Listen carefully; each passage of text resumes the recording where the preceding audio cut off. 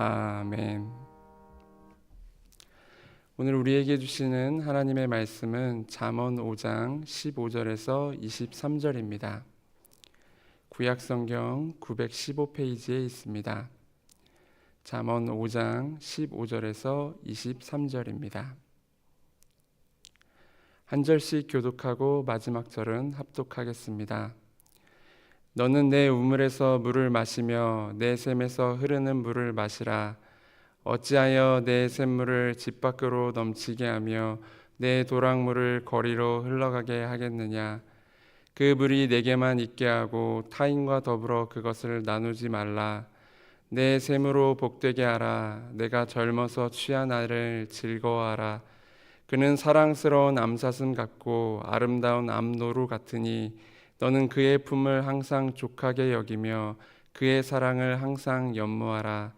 내 아들아, 어찌하여 음녀를 연모하겠으며 어찌하여 이방 계집의 가슴을 안겠느냐. 대저 사람의 길은 여호와의 눈앞에 있나니 그가 그 사람의 모든 길을 평탄하게 하시느니라. 악인은 자기의 악에 걸리며 그 죄의 줄에 매이나니 그는 훈계를 받지 아니함으로 말미암아 죽겠고 심히 미련함으로 말미암아 혼미하게 되느니라. 아멘.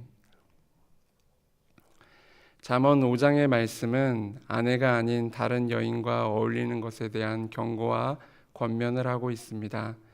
1절부터 14절까지의 내용에서는 음녀의 유혹에 대하여 주의할 것을 권면하는 동시에 결혼관계 밖에서 이루어지는 이성관계가 불러올 대가가 어떠한지를 충고하고 있습니다. 그리고 이어지는 후반부에서는 아내를 사랑하고 신실하게 대할 것을 권면하고 있습니다. 본문에서 아버지는 아들에게 음녀의 유혹을 이기기 위해 배우자와의 사이에서 정절을 지킬 것을 권할 뿐만 아니라 욕망과 정절 사이에서 어떠한 선택을 하는 것이 옳은 것인지에 대한 화두를 던지고 있습니다. 15절에서 17절 말씀입니다. 너는 내 우물에서 물을 마시며 내 샘에서 흐르는 물을 마시라. 어찌하여 내 샘물을 집 밖으로 넘치게 하며 내 도랑물을 거리로 흘러가게 하겠느냐. 그 물이 내게만 있게 하고 타인과 더불어 그것을 나누지 말라. 먼저 아버지는 내 샘에 흐르는 물을 마실 뿐만 아니라 집 밖으로 흘러가지 못하게 하라고 권면하고 있습니다. 여기에서 내 샘에 있는 물을 마시라는 것은 어느 정도 납득이 되지만 집에 있는 샘물을 집 밖으로 나가지 못하게 하고 그것을 타인과 나누지 말라는 것은 선뜻 이해하기 어렵습니다. 샘을 독점하고 물길까지 막는 것은 얼핏 생각하기에는 이기적인 행동처럼 보이기도 합니다. 그런데 이어지는 구절이 우리에게 단서를 제공하고 있습니다. 18절을 보게 되면 내 샘으로 복되게 하라. 내가 젊어서 취한 아내를 즐거워하라고 나오고 있습니다. 이것과 연결지어 보게 되면 우물과 샘이라는 것은 아내를 의미하고 있는 은유적인 표현이라는 것을 알 수 있습니다. 그래서 여기에 우물과 샘이 젊어서 취한 아내라고 했을 때 물을 마시라는 것은 주어진 부부관계에 충실하고 만족하라는 의미가 됩니다. 현재를 살아가는 우리는 수도꼭지만 열면 물을 쉽게 얻을 수 있지만 과거에는 물이 굉장히 귀했습니다. 이스라엘이 살았던 지역과 시대 또한 마찬가지였습니다.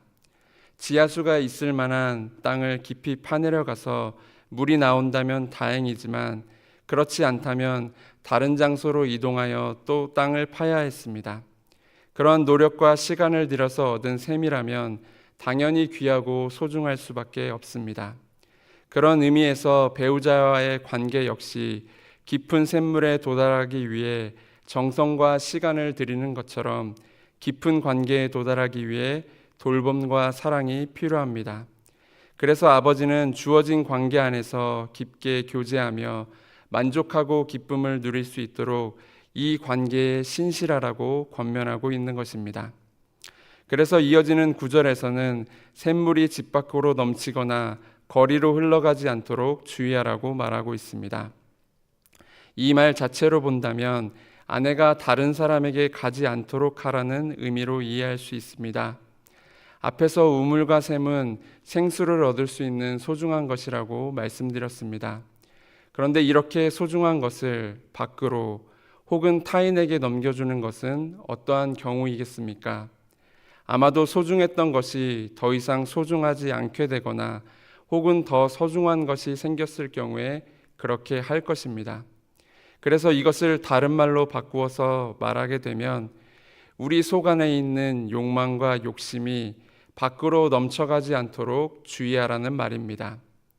지금 내 옆에 있는 사람으로 만족하지 못하고 다른 마음을 품게 되는 순간 그 관계는 망가질 수밖에 없습니다.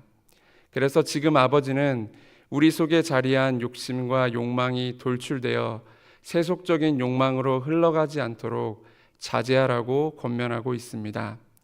이 말은 자신의 욕망과 충동을 제어하고 관리하라는 의미도 되겠지만 한편으로는 옆에 있는 배우자를 신실하게 대할 뿐 아니라 관심과 사랑으로 돌보라는 권면의 의미도 함께 담겨 있습니다. 그래서 이어지는 9절에서 이렇게 말하고 있습니다. 18절에서 20절 말씀입니다. 내 샘으로 복되게 하라. 내가 젊어서 취한 아내를 즐거워하라. 그는 사랑스러운 암사슴 같고 아름다운 암노루 같으니 너는 그의 품을 항상 족하게 여기며 그의 사랑을 항상 연모하라. 내 아들아 어찌하여 음료를 연모하겠으며 어찌하여 이방 계집의 가슴을 안겠느냐. 아버지는 내 샘으로 복되게 하라고 권면하고 있습니다. 여기에 샘은 앞서 말한 바와 같이 아내를 지칭하는 표현입니다. 그런데 이어지는 구절을 통해 이 아내는 이른 시절부터 현재까지 평생을 함께한 배우자라는 것을 알 수 있습니다. 그래서 아버지는 이른 시절에 결혼에 서약을 했던 현재의 배우자에게 마음을 쏟고 그 사람을 사랑할 것을 권면하고 있습니다. 아버지가 이른 시절부터 함께한 배우자를 사랑하라고 권면하는 것은 아내를 사랑하고 기뻐하는 것이 음료의 유혹에서 벗어날 수 있는 대안이 되기 때문에 그렇습니다. 그래서 아버지는 결혼의 관계 속에서 맺어진 아내를 신실하게 대하고 배우자에게 마음과 정성을 쏟을 때 그것이 복으로 이어진다고 말합니다. 여기에서 복은 생육하고 번성하는 것을 의미합니다. 하나님께서 허락하신 결혼 관계 속에서 아름다운 부부 생활을 이어나가고 그 안에서 자식이라는 복을 누리도록 아내와의 관계에 집중하라고 말합니다. 그리고 아름다운 부부 생활을 만들어가는 삶을 하나님께서 복되게 하시기를 축복하고 있습니다. 그래서 아버지는 암사슴 같고 암노루 같은 아름다운 배우자의 품에서 만족하고 그 안에서 기쁨과 복을 누리라고 말합니다. 하지만 우리의 마음에는 손에 쥐고 있는 것보다 더 좋아 보이는 것을 취하고 싶은 욕심과 욕망이 도사리고 있습니다. 그래서 아버지는 아들에게 수사 의문문으로 다시 한번 유혹에 대한 충고를 하고 있습니다. 우리가 읽은 성경에는 번역이 되어 있지 않지만 원어에는 그런데라는 접속사가 19절과 20절 사이에 있습니다. 그래서 앞의 내용과 뒤의 내용은 전혀 상반되게 연결이 되어 있습니다. 앞에서는 아내와의 사랑을 연모하라고 흠뻑 취하라고 말을 하고 있지만 20절에서는 그런데 어찌하여 음녀에게 취할 수 있느냐라고 부정적인 내용으로 말하고 있습니다. 좀 더 의미를 명확하게 하면 아내와의 사랑에 흠뻑 취해 있다면 어찌 음녀의 유혹에 빠질 수 있겠냐는 의미가 됩니다. 여기에 연모하다라는 표현은 취하다 길을 잃다로 번역할 수 있습니다. 그러니까 아버지는 아내와의 사랑에 흠뻑 취해 있다면 음녀의 유혹에 빠지거나 욕망에 취해서 휘둘릴 수가 없다는 것을 수사적인 의문문으로 표현하고 있는 것입니다. 배우자를 향한 정절을 지키고 배우자를 아끼고 사랑한다면 욕망에 빠져 허우적거리거나 유혹에 빠져 길을 잃고 다른 길로 갈 수 없다는 것을 이와 같이 표현하고 있는 것입니다. 아버지는 현재 눈앞에 있는 배우자와의 관계에서 만족하지 못하고 다른 곳으로 눈을 돌리는 어리석음을 범하지 말고 주어진 관계에 집중하고 배우자와 아름다운 사랑을 누리는 것이 지혜라고 권면하고 있습니다. 21절에서 23절 말씀입니다. 대저 사람의 길은 여호와의 눈앞에 있나니 그가 그 사람의 모든 길을 평탄하게 하시느니라. 악인은 자기의 악에 걸리며 그 죄의 줄에 매이나니 그는 훈계를 받지 아니함으로 말미암아 죽겠고 심히 미련함으로 말미암아 혼미하게 되느니라. 마지막으로 아버지는 대저 왜냐하면이라는 말로 자신의 권면을 정리하면서 사람의 길은 여호와의 눈앞에 있다고 말합니다. 아내와 음녀에 대한 이야기를 하다가 갑작스럽게 여호와가 등장하는 것이 낯설게 느껴질 수도 있지만 성경에서 부부 관계는 여호와 하나님 앞에서 하는 언약입니다. 뿐만 아니라 앞선 2장 17절에서 음녀의 유혹에 빠지는 것을 가리켜 그는 젊은 시절의 짝을 버리며 그의 하나님의 언약을 잊어버린 자라고 언급하고 있습니다. 그렇기 때문에 부부 관계가 하나님의 눈앞에 있는 것은 이상한 것이 아닙니다. 하나님께서는 모든 사람들이 걸어가는 길을 보고 계십니다. 여기에서 모든 길을 평탄하게 한다는 말의 원어적 의미는 검토하다, 살핀다라는 의미입니다. 그래서 이 말은 주님께서는 우리가 어디로 가는지, 어떻게 행동하고 걸어가는지 살피시고 관찰하신다는 말입니다. 그런데 이것을 바꾸어 말하면 사람은 속일 수 있을지 몰라도 하나님은 모든 것을 지켜보시기에 속일 수 없다라는 말이 됩니다. 그래서 아버지는 이것을 의식하며 하나님 앞에서 신실하게 살아갈 때 모든 것을 지켜보시는 주님께서 여기에 대해 정확하게 판단하실 것이라고 이야기합니다. 그리고 그 결과 악인들은 자신의 악에 걸려들고 죄인들은 자신의 죄의 줄에 매이게 될 것이라고 말합니다. 여기에서 악과 죄는 세상의 상식적인 기준이 아니라 하나님께서 보고 살피시고 내리는 평가의 기준입니다. 하나님 보시기에 악한 길로 걸어가고 죄를 행했다면 걸어갔던 그 길과 행했던 죄가 부메랑이 되어 악한 자들을 그대로 덮치게 될 것입니다. 그런데 이처럼 그들이 행한 대로 값을 치르게 되는 것은 스스로의 어리석음 때문이라고 말합니다.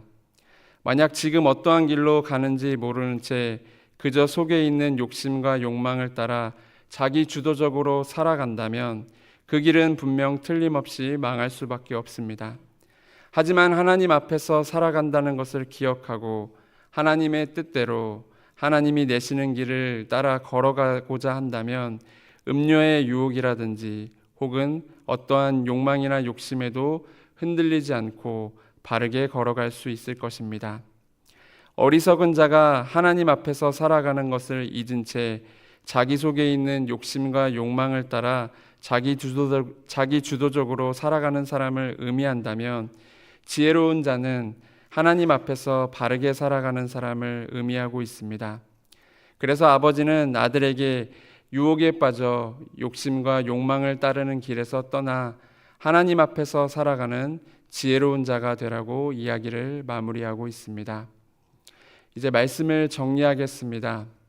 우리가 함께 읽은 말씀에서 아버지는 우리의 마음속에 있는 욕심과 욕망이 흘러넘쳐 세상의 유혹과 음녀의 유혹에 빠져 허우적거리거나 옳지 못한 길에 빠지지 않도록 경계하고 자신을 돌아보라고 권면하고 있습니다.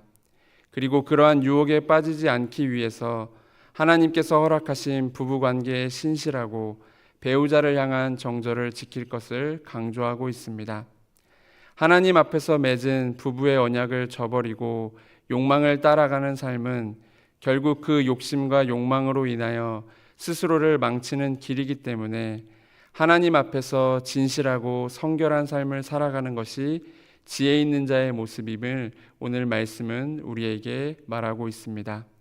이것을 기억하며 오늘 한날의 삶도 우리에게 허락하신 믿음의 배우자를 진실하게 아끼고 사랑하며 하나님 앞에서 정결한 삶을 살아가는 우리 모두가 되기를 소망합니다. 기도하겠습니다.